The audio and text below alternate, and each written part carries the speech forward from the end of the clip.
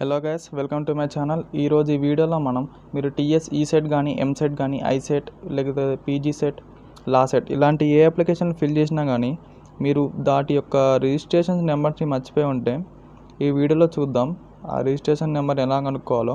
Okay, అయితే ఈ registration numbers అనేది మనకు చాలా ఇంపార్టెంట్. ఎందుకంటే ఇప్పుడు మనం అప్లికేషన్ డౌన్లోడ్ చేసుకోవాలన్నా కానీ లేకపోతే ఫర్దర్గా హాల్ టికెట్స్ ఏమన్నా డౌన్లోడ్ చేసుకోవాలన్నా కానీ ఆ రిజిస్ట్రేషన్ నెంబర్స్తోనే మనకి అడుగుతుంది అనమాట.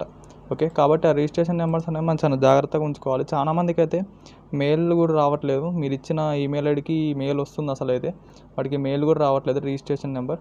కాబట్టి మనం ఈ వీడియోలో చూద్దాం రిజిస్ట్రేషన్ నెంబర్ అనేది ఎలా కనుక్కోవాలో. ఓకే, ఫస్ట్ ఆఫ్ ఆల్ మీకు సంబంధించిన సెట్ వెబ్సైట్లోకి మీరు రండి. మీరు ఫర్ ఎగ్జాంపుల్ ఈ సెట్ అప్లై చేస్తే మీరు మీ యొక్క యూసెట్ ఇది అఫిషియల్ వెబ్సైట్ దాన్ని. నేను వెబ్సైట్ లింక్స్ అన్ని మీకు డిస్క్రిప్షన్లో ఇస్తాను. ఓకే, అయితే మీరు ఇక్కడ చూస్తే ఇక్కడ ఒక మెయిల్ ఐడి కనిపిస్తుంది మీకు పైన, convener.eset@tschE.ac.in. అయితే మీరేం లేదు, ఈ మెయిల్కి ఒక మెయిల్ చేయాలి. మీరు ఏమనంటే ఇలా రిజిస్ట్రేషన్ నెంబర్ని మేము మర్చిపోయామనేసి ఒక మెసేజ్ టైప్ చేసి కింద మీ డీటెయిల్స్ ఇవ్వాలి. SSC details, me SSC hall ticket number, name and date of birth. Okay, registered mobile number, అప్లికేషన్లో మొబైల్ నెంబర్ ఇస్తారు కదా అది, నెక్స్ట్ మెయిల్ ఐడి. ఇవి ఇచ్చేసి ఒకసారి మెయిల్ చేస్తే మీకు వితిన్ 24 అవర్స్లో వాళ్ళ నుంచి ఒక రిప్లై వస్తుంది. మీకు పక్కా వాళ్ళు రిజిస్ట్రేషన్ నెంబర్ వాళ్ళు ఫైండ్ చేసి మీకు వాళ్ళు మెయిల్ చేస్తారు వితిన్ 24 అవర్స్లో. ఓకే, మీ ప్రతి దాంట్లో ఉంటుంది. మీరు ఎంసెట్ అప్లై చేసినా ఇక్కడ చూస్తారు కదా పైన ఉంది. ఓకే, ఈ నెంబర్స్కి మీరు కాల్ చేయకండి, మ్యాక్సిమం వాళ్ళు ఎవరు లిఫ్ట్ చేయరు, మరియు ఎప్పుడు స్విచ్ ఆఫ్ అనే వస్తూ ఉంటాయి మొబైల్ నెంబర్స్. ఓకే, మీరైతే మెయిలే చేయండి. ఈ మెయిల్ ఐడీస్ ఉన్నాయి కదా ఇవన్నీ మీరు చూసుకోండి ఒకసారి, అన్నిట్లో ఉంటాయి. ఇది ఐసెట్ వెబ్సైట్, ఇందులో కూడా ఉంది చూసారు కదా. నెక్స్ట్ అలానే పీజీ సెట్లో కూడా ఉంటాయి, నెక్స్ట్ అలాగే లా సెట్లో కూడా ఉంటాయి. ఓకే, మీరు భయపడాల్సిన అవసరం లేదు, మీకు గ్యారంటీగా వాళ్ళు పంపిస్తారు. ఓకే, నేను మీకు ఒకటి చూపిస్తాను మెయిల్. నేను కూడా ఒకటి రిజిస్ట్రేషన్ నెంబర్ ఒకటిది మర్చిపోతే వాళ్ళది తీసాను అనమాట.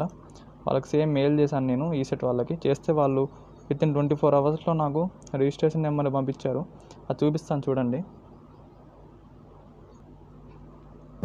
ఓకే గైస్, చూడండి స్క్రీన్ పైన నేను వాళ్ళకి మెయిల్ చేశాను. ఇక్కడ చూడొచ్చు, ఈసెట్ వాళ్ళకి మెయిల్ చేశాను ఇలా నా రిజిస్ట్రేషన్ నెంబర్ని కోల్పోయానని చెప్పేసి.